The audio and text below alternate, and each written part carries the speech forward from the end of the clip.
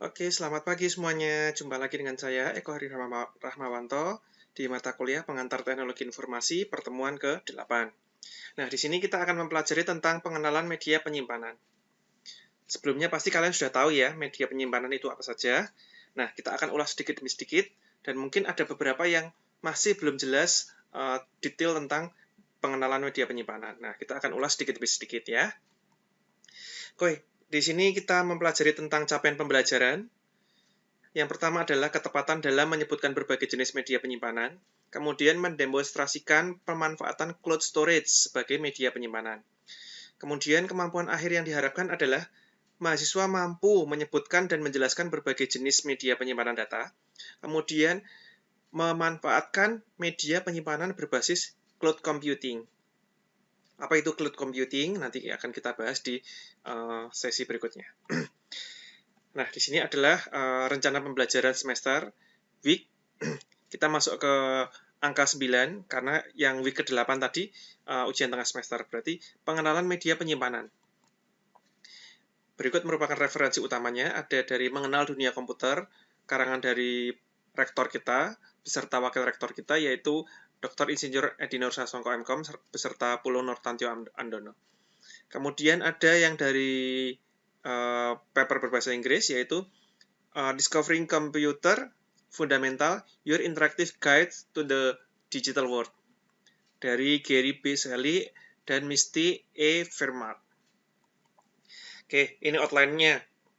Sebelumnya pasti kalian sudah tahu ya, namanya hard disk, flash memory, cakram optik, cloud computer, kemudian memanfaatkan media penyimpanan data dan informasi di internet. Oke, kita ulas sedikit demi sedikit. Nah, outline-nya kita akan yang mempelajari adalah 4 topik ini. Ada hard disk, ada flash memory, ada optic disk, ada cloud storage. Storage. Mungkin yang belum tahu storage, di sini adalah merupakan penyimpanan menampung data, instruksi, dan informasi untuk penggunaan di media di masa mendatang. Contoh misalkan ada foto digital, ada kontak, ada alamat. Kemudian perangkat penyimpanan pada komputer merekam atau mengambil data ke dan atau dari media penyimpanan. Perangkat penyimpanan memiliki kapasitas yang diukur dengan satuan byte. Oke, ini contoh kapasitas. Dari kilobyte itu 2/10 atau 1024. Kemudian ada megabyte 2/20, gigabyte, terabyte, petabyte, exabyte, zettabyte, sampai terakhir yottabyte. Mungkin sekarang kapasitas yang masih kita ketahui adalah di urutan tengah ini ya, yang di urutan terabyte ini ya. Mungkin dulu zaman kalian kecil mungkin mengenal sampai ke gigabyte. Sekarang sudah ada teknologi yang sampai ke terabyte. Pak, ada nggak kemungkinan nanti petabyte? Ada kemungkinan, tetapi sedang dikembangkan oleh para pengembang atau developer dari pembuat hard disk. Oke, yang pertama akan kita pelajari adalah hard disk. Hard disk adalah perangkat penyimpanan yang berisi satu atau lebih piringan bundar yang menggunakan partikel magnetik untuk menyimpan data, instruksi, dan informasi. Pada sistem unit desktop dan notebook komputer berisi setidaknya satu perangkat hard disk. Coba mungkin kalian bisa cek hard disk kalian pasti memiliki satu perangkat, minimal satu perangkat di dalam PC atau desktop kalian, atau pula di notebook atau di laptop kalian. Kapasitas hard disk kira-kira dari 160 GB sampai dengan 2 TB. Ini akan terus berkembang. Ini kan contoh teknologi yang sekarang dikembangkan. Pak, saya masih ada yang 80 GB, yaitu sudah versi yang lama ya. Sekarang 160 aja mungkin sudah jarang. Mayoritas sekarang sudah 500 GB untuk laptop-laptop yang sekarang. Sampai dengan yang 2 TB. Kemudian hard disk dipasang di dalam sebuah sistem unit. Contoh penampang dari hard disk atau jarak dekat. Nah, ini di sini merupakan contoh dari hard disk. Ini yang sudah terpasang di dalam PC atau desktop kalian. Contohnya seperti ini. Nah, di sini bagaimana cara hard disk bekerja? Step pertama adalah ada circuit board control. Kemudian step kedua adalah small motor spin. Jadi di sini nanti ada piringan. Kemudian yang step ketiganya, ketika software merequest sebuah disk access, nah di sini dia bekerja. Kemudian step keempatnya adalah the head actuator position, berarti dia mengatur nanti posisinya di mana. Kapan dia akan read and write sebuah data. Yang pertama, write. Apa itu write? Produsen personal komputer menyediakan konfigurasi hard disk yang menghubungkan beberapa disk yang lebih kecil dalam satu unit yang bertindak seperti satu disk besar. Dua atau lebih hard disk terintegrasi disebut sebagai RAID, atau kita singkat sebagai Redundant Array of Independent Disk. RAID adalah solusi penyimpanan ideal untuk pengguna yang harus memiliki data tersendiri dan dia tersedia ketika mereka mencoba untuk mengaksesnya. Nah, sepertinya ini kalian pasti sudah kenal ya. Siapa sih yang tidak kenal external hard disk atau kita sebut sebagai hard disk eksternal. Dia merupakan hard disk yang terpisah atau dihubungkan dengan kabel ke port USB pada sistem unit atau berkomunikasi secara wireless. Seperti hard disk internal, seluruh hard disk tertutup oleh casing dan kedap udara. Kapasitas hard disk eksternal bisa mencapai 4 TB atau lebih, tergantung dari produsen yang membuat sebuah hard disk eksternal. Kemudian berikutnya ada removable hard disk. Hard disk yang dapat dimasukkan atau dilepas dari drive. Memiliki kapasitas 1 TB atau lebih. Itu kira-kira ya. Ini contoh penampang dari removable hard disk. Berarti hard disk itu bisa dicopot atau dipasang kembali. Keuntungan dari eksternal dan removable hard disk adalah mentransfer file dalam jumlah yang besar. Kemudian backup file pada hard disk internal. Jadi kalau misalkan yang pertama mentransfer file dalam jumlah besar, intinya adalah hampir sama dengan flash disk, tetapi kalau flash disk itu kan lebih kecil ukurannya. Nah, di sini kelebihannya adalah kalau hard disk eksternal bisa mentransfer file dengan ukuran besar. Kemudian dapat juga membackup file pada hard disk internal. Jadi ketika kita misalkan punya data di hard disk internal dan kita ingin bepergian, kita bisa menggunakan hard disk eksternal dan membawa hard disk eksternal tersebut saja. Tidak perlu membawa laptopnya atau PC-nya dibawa ke tempat tertentu. Kemudian, mudah dalam menyimpan file audio dan video dalam ukuran besar. Nah, misalkan kalian ingin menyimpan file audio, misalkan berupa musik yang kalian suka, kemudian berupa video yang kalian suka, misalkan film Korea, atau mungkin film dari Hollywood, Bollywood, dan seterusnya. Banyak sekali ya. Kemudian, menambahkan ukuran penyimpanan pada desktop dan notebook komputer tanpa harus memasang pada sistem unit. Jadi, keuntungan yang berikutnya adalah dapat menambah ukuran penyimpanan. Jadi, kalau misalkan di hard disk atau di hard disk komputer kalian di laptop ataupun di PC kalian sudah mendekati maksimum atau mendekati penuh, nah, di sini fungsi dari hard disk eksternal dapat digunakan. Jadi dia tetap bisa menyimpan, tetapi tidak perlu memasang dalam komputer atau laptop tersebut. Oke, berikutnya flash memory. Apa itu flash memory? Dia merupakan tipe memori non-volatile yang dapat dihapus dan ditulis kembali. Nah, tipe penyimpanan flash memory ada solid state drive atau SSD, ada memory card, ada USB flash drive, ada express card. Apa itu SSD? SSD adalah perangkat penyimpanan menggunakan flash memory untuk menyimpan sebuah data, instruksi, dan informasi. SSD juga dapat digunakan pada setiap atau semua tipe komputer termasuk server, komputer desktop, mobile komputer, dan perangkat lain seperti media player portable dan digital kamera video. Kapasitasnya antara 16 GB hingga 256 GB. Pak, kok lebih sedikit? Iya. Dia lebih sedikit kapasitasnya, tetapi dia pasti lebih cepat karena dia bertipe solid.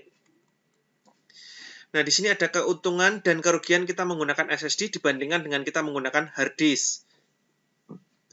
Yang pertama, waktu akses dari SSD adalah keuntungannya adalah 0,1 milisecond.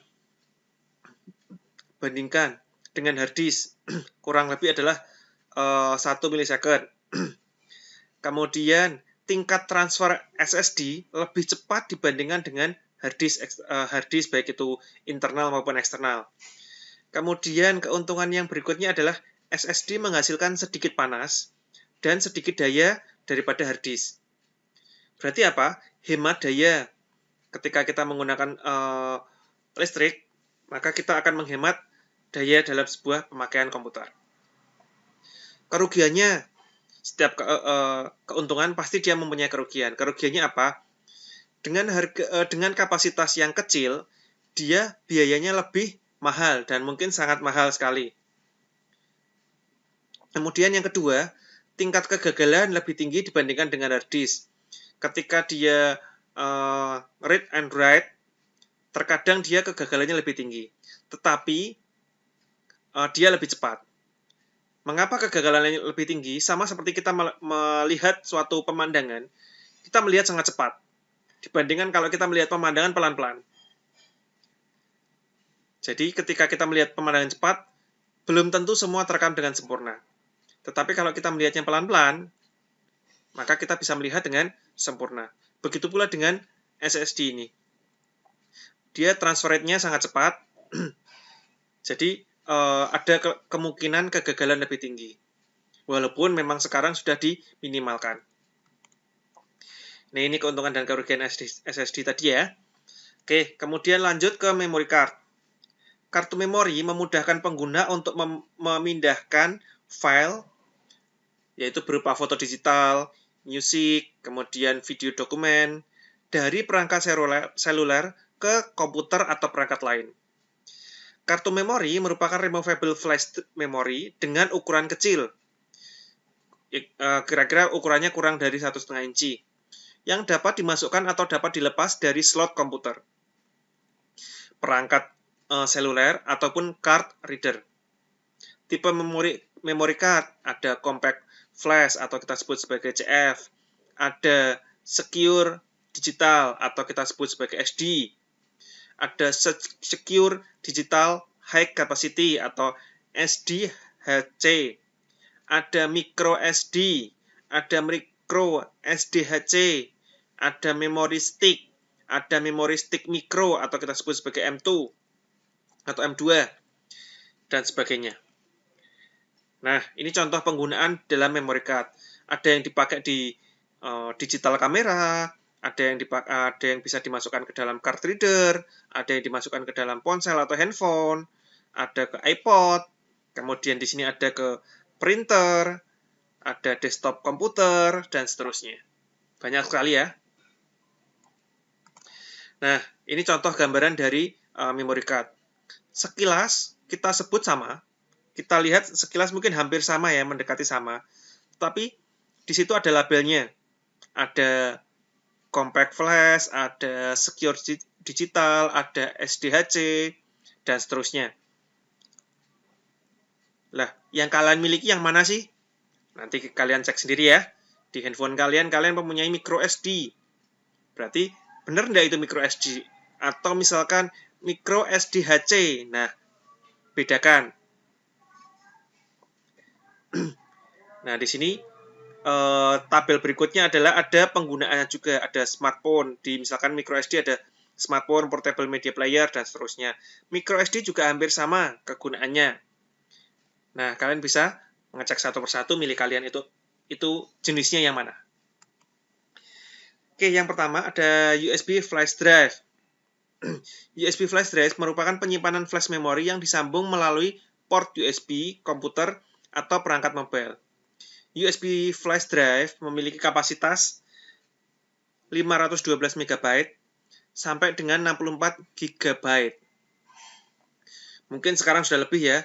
Saya lihat, saya pernah beli flash drive itu 2 tera. Itu juga Yakin Pak 2 tera? Iya, saya yakin 2 tera. Saya juga tidak percaya itu, ternyata memang ada.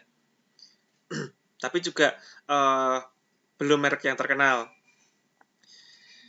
Lanjut, ada Express Card Module. Dia merupakan removable device yang cocok dengan slot Express Card. Express Card Module dapat digunakan untuk menambah memori, baik itu penyimpanan, komunikasi, multimedia, dan keamanan komputer. Umumnya digunakan pada notebook komputer. Berikut merupakan bentuk dari Express Card Module. Contohnya seperti ini kira-kira gambarannya. Mungkin jarang sekali digunakan ya, tapi ini memang ada. Coba dicek di laptop kalian. Ada slot yang agak panjang, itu digunakan untuk Express Card Module. Kemudian berikutnya adalah Cloud Storage. Penyimpanan cloud adalah layanan internet yang menyediakan penyimpanan hard disk pada komputer pengguna. Jenis layanan yang ditawarkan oleh penyedia cloud itu bervariasi. Sebagai contoh, misalkan untuk pengguna yang terdaftar, diberikan kapasitas 25 GB secara gratis. Namun untuk penambahan kapasitas akan dikenakan biaya per bulan. Kemudian penyimpanan cloud yang populer digunakan adalah Dropbox, Box, Google Drive, OneDrive, Mega, pCloud, dan seterusnya. Mungkin ada yang bisa menyebutkan yang lain, boleh.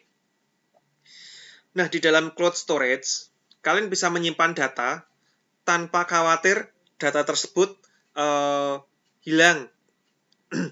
Jadi ketika kalian menyimpan sebuah data di dalam cloud storage, dan kalian tidak perlu membawa flash drive, hard disk eksternal, dan seterusnya. Karena apa? Ketika kalian ingin mengakses, kuncinya hanya perlu koneksi terhadap internet. Dan saya yakin, kalian pasti terkoneksi dengan internet setiap saat. Contoh, handphone kalian pasti mempunyai koneksi internet. Kemudian di dalam handphone kalian bisa kalian install berbagai aplikasi yang ada di cloud storage ini. Contoh penggunaan di dalam cloud storage, misalkan menggunakan Dropbox, OneDrive, atau Google Drive, dan seterusnya, kalian bisa menggunakan di handphone ataupun di komputer atau laptop. Kesemuanya bisa saling bersinkron. Sebelumnya saya pernah bilang kepada mahasiswa-mahasiswa saya sebelumnya, itu simpanlah data-data penting Anda atau data-data penting kalian itu di dalam cloud storage. Mengapa?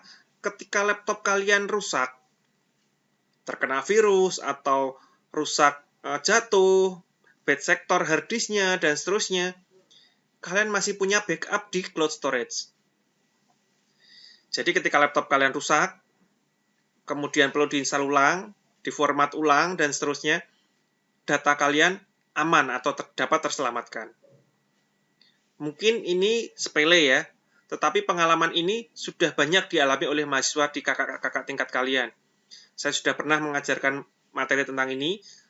Ternyata pengalaman kemarin saya dapat mahasiswa, dia menyimpan skripsinya di hard disk internal maupun eksternal. Pikirnya dia aman dan sudah ter-backup. Kemudian komputernya kena virus, flash disk-nya kena virus, filenya sudah tidak bisa dibaca, dan komputer harus diinstal ulang. Termasuk hard disk-nya semua harus diformat. Skripsinya dia termasuk di dalamnya. Hilang. Mau tidak mau harus dihapus. Nah, efek-efek seperti itu belum kalian rasakan sekarang. Tetapi silahkan mulai dicoba dari sekarang. Karena nanti berimbas ke tugas-tugas, kemudian sampai ke skripsi kalian, dan seterusnya nantinya, itu supaya kalian aman datanya. Itu ya. Nah, di sini ada keuntungan dari cloud storage. Kemudian kemudahan akses file dengan menggunakan komputer atau perangkat mobil lain. Memungkinkan pengguna berbagi file dengan pengguna lain. Menyediakan backup data, serta penyimpanan data terpusat bagi perusahaan, organisasi, ataupun instansi. Seperti yang tadi saya sampaikan ya. Kemudian akses file dengan menggunakan komputer, berarti dimanapun kalian ketika terkoneksi dengan internet, kalian bisa dengan mudah mendapatkan file tersebut. Kemudian kemungkinan juga pengguna berbasis file dengan pengguna lain, berarti bisa saling sharing, berbagi file. Menyediakan backup data, tadi sudah saya jelaskan, berarti backup data itu bisa dilakukan dimanapun, bisa di ponsel atau di handphone atau di Android ataupun sejenisnya. Kemudian ada juga penyimpanan data terpusat bagi perusahaan. Jadi data tersebut disimpan di cloud storage, kemudian bisa diakses oleh beberapa orang atau semua orang yang terkoneksi dengan cloud storage tersebut. Lanjut ke optical disk. Dia merupakan jenis media penyimpanan yang terdiri atas disk portable, bundar, di mana terbuat dari logam, plastik, dan pernis. Kemudian, optical disk utamanya digunakan untuk menyimpan software, data, foto digital, film, dan musik. Beberapa format disk adalah read-only, dengan tujuan pengguna lain tidak dapat merubah isi disk tersebut, hanya bisa membacanya atau melihatnya saja, tanpa bisa mengedit. Format lainnya ada read and write, atau mungkin kalian sebut dengan CD-RW atau DVD-RW, singkatan dari read and write, memungkinkan pengguna untuk menyimpan file pada disk tersebut, dan bisa dihapus atau bisa ditambahkan kembali. Format optical disk ada CD-ROM, CDR, CD-RW, DVD-ROM, BD-ROM, DVD-R, DVD-R, kemudian BDR, ada DVD-RW, dan seterusnya. Oke, kiranya cukup sekian pertemuan kali ini tentang materi storage. Silakan mungkin kalau ada pertanyaan bisa dibahas di pertemuan berikutnya atau bisa dibahas di grup kita. Sekian dari saya, wabillahi taufik wal hidayah. Wassalamualaikum warahmatullahi wabarakatuh. Selamat pagi semuanya.